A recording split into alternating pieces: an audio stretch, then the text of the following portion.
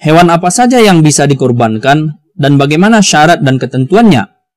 Dari sunnah dan hadis dapat kita ketahui bahwa hewan-hewan yang bisa dikurbankan adalah unta, sapi, kambing, domba, dan biri-biri. Kemudian syarat utama hewan kurban adalah tidak boleh lemah dan tidak boleh cacat. Hewan yang pincang, telinganya terpotong, tanduknya patah, dan bermata juling tidak boleh untuk dikurbankan. Nah, begitu juga hewan yang sakit dan lemah juga tidak boleh untuk dikurbankan. Nah, intinya untuk kurban adalah hewan yang sehat, hewan yang sempurna begitu secara fisik.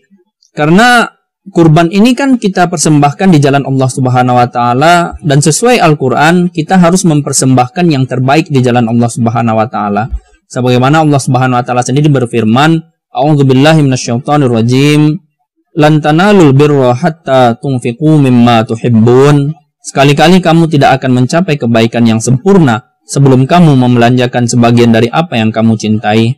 Quran Surah Ali Imran ayat 93.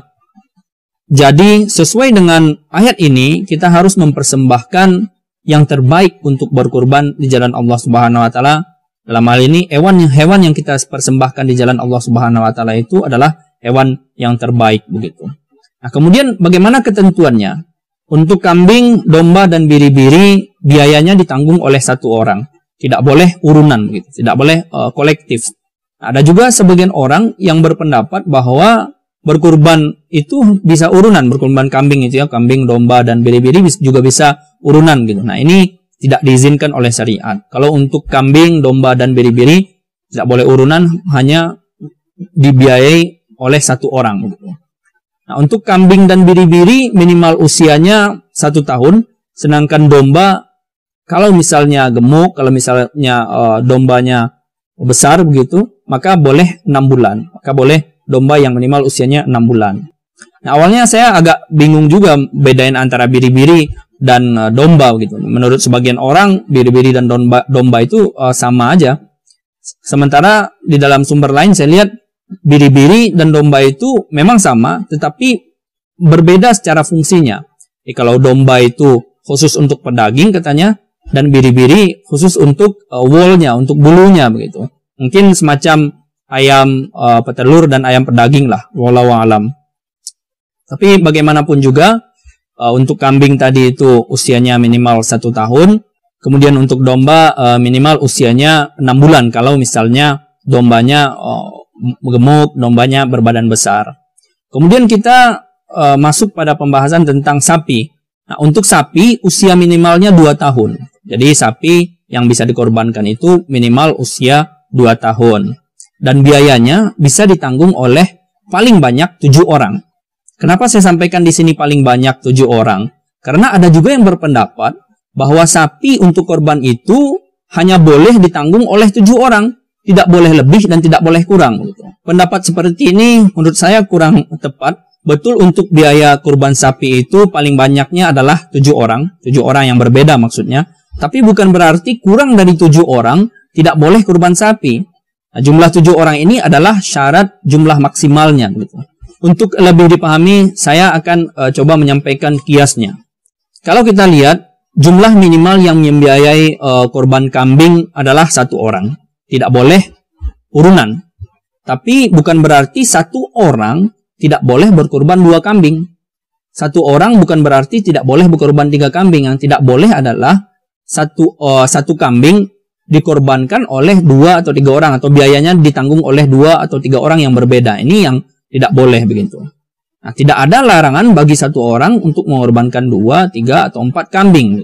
Entah diniatkan untuk sendiri, entah diniatkan untuk keluarga, itu pembahasan yang lain lagi. Kita akan bahas dalam pertanyaan atau soal selanjutnya. Nah, senada dengan itu, tidak ada larangan yang mengatakan bahwa kurban sapi itu ditanggung oleh 1, 2, 3, 4, 5, atau 6 orang. Di dalam hadis tidak ada larangan seperti itu. Hadis hanya membatasi bahwa jika korban sapi secara kolektif, maka paling banyak orang yang bisa menanggung biayanya adalah 7 orang. Artinya 7 orang yang berbeda. Paling banyaknya hanya sampai 7 orang begitu. Tidak boleh lebih dari 7 orang. Nah, sebagaimana di dalam riwayat, kunna ma'a Rasulillahi sallallahu alaihi wasallam fi safarin fahadaral adha fashtarakna fil baqarah sab'ah wa fil ba'iri asyarah. Dahulu kami pernah bersafar bersama Rasulullah sallallahu alaihi wasallam, lalu tibalah hari raya Idul Adha, maka kami pun berserikat 10 orang untuk kurban seekor unta, sedangkan untuk seekor sapi kami berserikat sebanyak 7 orang. Dari hadis ini jelas tidak ada kata-kata penekanan bahwa untuk kurban sapi itu harus 7 orang, tidak boleh kurang begitu. Nah, kita kembali saja pada syarat awalnya tadi itu, untuk sapi minimal usianya adalah 2 tahun. Jadi kalau misalnya 6 atau 5 atau 4 atau 3 orang berserikat atau secara kolektif membeli satu sapi yang usia 2 tahun, maka itu sudah bisa dikorbankan begitu. Tidak harus 7 orang. 7 orang itu tadi adalah jumlah maksimal. Atau di kita kan biasanya berkurban secara kolektif itu misalnya di masjid-masjid melalui jemaat atau dan sebagainya. Nah, biasanya ada panitia kurban dan mereka panitia kurban ini biasanya sudah menentukan, sudah mematok harga kambing, mematok harga sapi dan sebagainya. Misalnya harga kambing 3 juta. Jadi sapi kalau 7 orang kan jadinya 21 juta begitu. Nah, kalau misalnya uang 21 juta ini bisa di-cover 5 orang, 3 orang, 2 orang atau berapapun, berarti ini sudah bisa dikorbankan. Sapi ini sudah bisa menjadi sapi kurban gitu. Syaratnya tadi adalah umurnya harus 2 tahun gitu.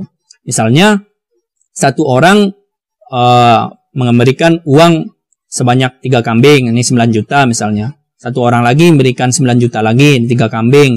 Dan satu orang memberikan untuk 1 kambing, ya udah 3 juta. Kalau dijumlahkan kan udah 21 juta. Nah, maka dengan begini bisa untuk dikorbankan. Di orangnya tidak harus 7 orang yang berbeda begitu. Kalau misalnya semuanya orangnya berbeda, memberikan 1 kambing, 1 kambing, 1 kambing, maka jumlah maksimalnya hanya 7 orang. Tidak boleh 8 orang, tidak boleh 9 orang kolektif berkorban sapi seperti itu. Kemudian selanjutnya kurban unta.